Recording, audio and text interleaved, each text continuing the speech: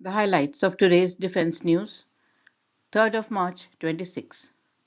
Kerala Cabinet clears land for BrahMos units. 3 RFIs issued for Indian Air Force's SF GARUD micro UAV system, pistol 9mm and submachine gun 9mm along with sights and associated accessories for the Air Force.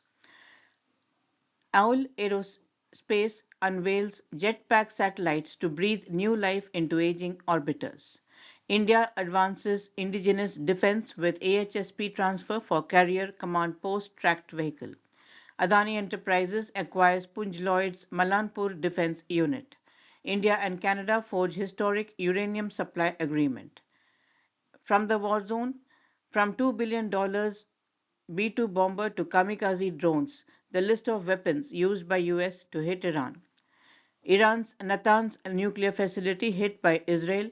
IAEA warns of possible radiological releases as war escalates. And from the global news, Teledyne and Norwegian firm explore vehicle-based drone deployment. A look at the news in detail. The Kerala Cabinet took a series of decisions ranging from defence manufacturing and sports recognition to land rights and worker regularization. In a major move, the Cabinet decided to allot 180 acres of land free of cost to BrahMos Aerospace Thiruvananthapuram at Kalikad village in Katakuda taluk of Thiruvananthapuram district.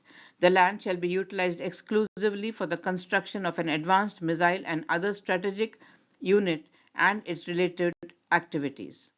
Owl Space is pushing the boundaries of satellite technology with its ambitious Jetpack satellites. These compact, propulsion enabled spacecrafts are designed to rendezvous with aging satellites in low Earth orbit, docking seamlessly to extend their operational lifespan by years.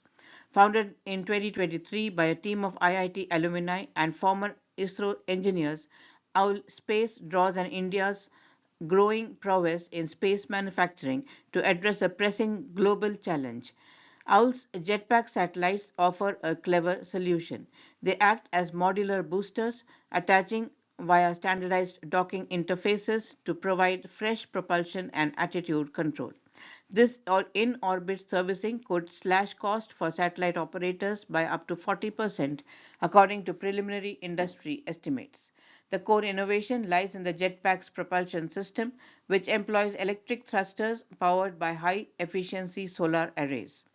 These Hall effect thrusters deliver precise low thrust maneuvers ideal for orbit raising and station keeping. Unlike traditional chemical rockets, they sip propellant sparingly, enabling missions lasting 5 to 10 years.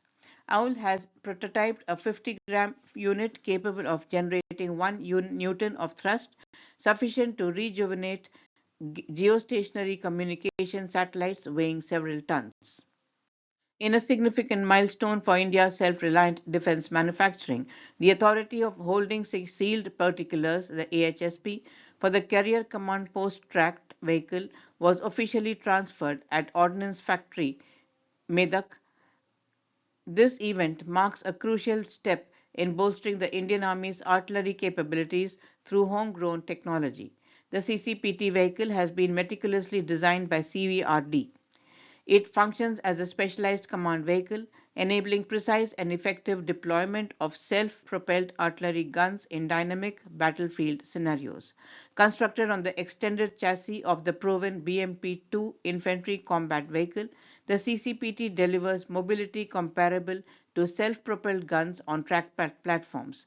This design ensures seamless integration with existing artillery units, meeting the Army's stringent operational requirements for speed and terrain adaptability.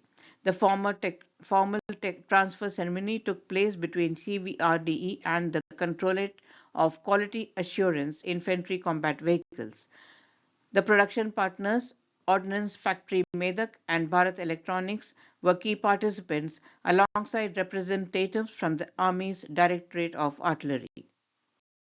Adani Enterprises' wholly owned subsidiary Adani Defence Systems and Technologies executed a business transfer agreement with Punj Lloyd Limited to acquire its defense unit located in Malanpur, Madhya Pradesh.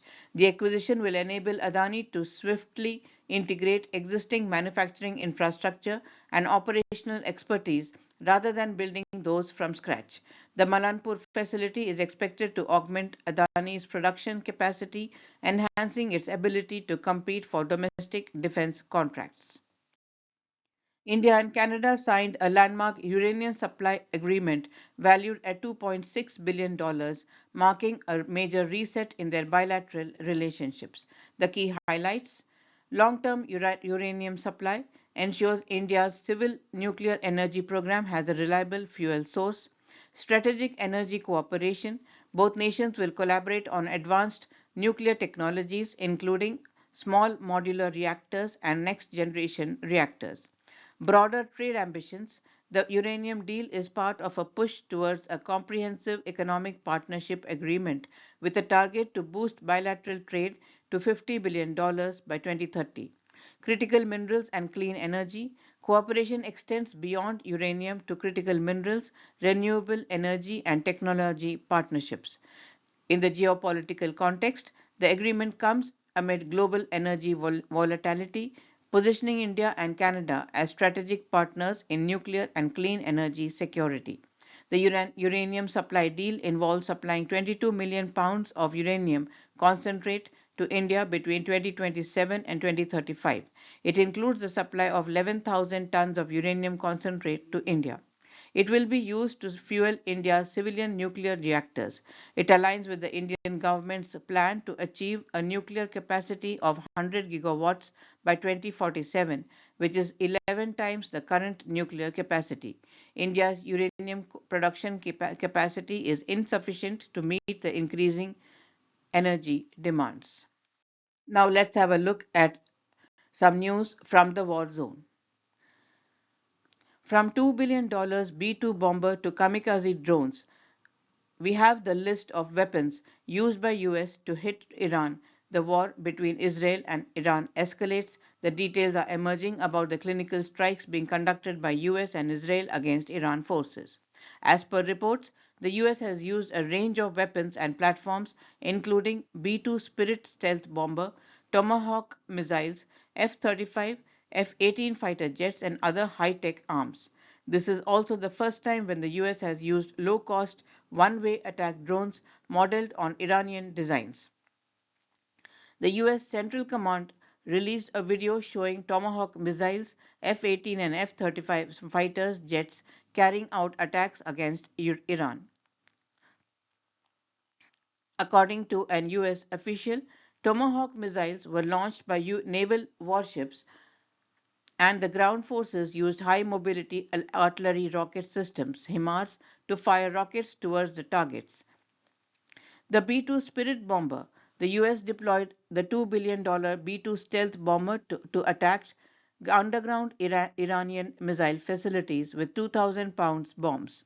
Built by Northrop Grumman, the B-2 has a 172-foot wingspan and can fly 6,000 nautical miles without refueling, but often requires mid-air refueling. It previously targeted Iran's nuclear sites and will eventually be replaced by a new sixth-generation bomber. Lucas drones: US forces used Lucas, that is the low-cost unmanned combat attack systems drones modeled after Iran's Shahed drones and manufactured by Spectre Works, costing about $35,000 each. The military also deployed MQ-9 Reaper drones and counter-drone systems. Tomahawk missiles: land attack missile made by Raytheon, is a long-range cruise missile that strikes targets up to 1,000 miles away from land or sea platforms. It weighs roughly 3,330 pounds, is not nuclear armed, and is designed for deep strike missions. F-18 and F-35 fighter jets in Iranian strikes. The F-35 is a stealth aircraft adept at evading radar and carrying precision munitions, widely adopted in the Middle East. The Boeing-made F-A-18 is a versatile fighter used for both air and ground attacks. Another information from the war zone: Iran's Natanz nuclear facility was reportedly struck in joint US-Israeli military operations, with the IAEA Directorate General warning of potential radiological releases and urging restraint. Tensions rose as Hezbollah fired rockets into Israel, described as retaliation for the killing of Iran's supreme leader. The conflict spread with airstrikes and missile attacks reported across the region and casualties mounting. In the global news, US firm Teledyne FLIR Defence and Norwegian defence tech company Storm Adapt Group have entered into a collaboration to explore vehicle-based drone deployment solutions. Teledyne FLIR's Sky Carrier multi-mission quadcopter uncrewed aerial system and Black Recon micro UAS will be assessed for technical integration with Storm's modular and vehicle-mounted rapid adapt and deploy systems. The paired system is intended to enhance mission adaptability and target several mission applications, including mobile intelligence, surveillance and reconnaissance, rapid response and critical infrastructure and border protection. Following the signing of the Memorandum of Understanding at ENFOSTAC 2026, Teledyne and Storm will begin joint technical evaluations and further collaboration activities. That's the news for today. We hope you have enjoyed the news.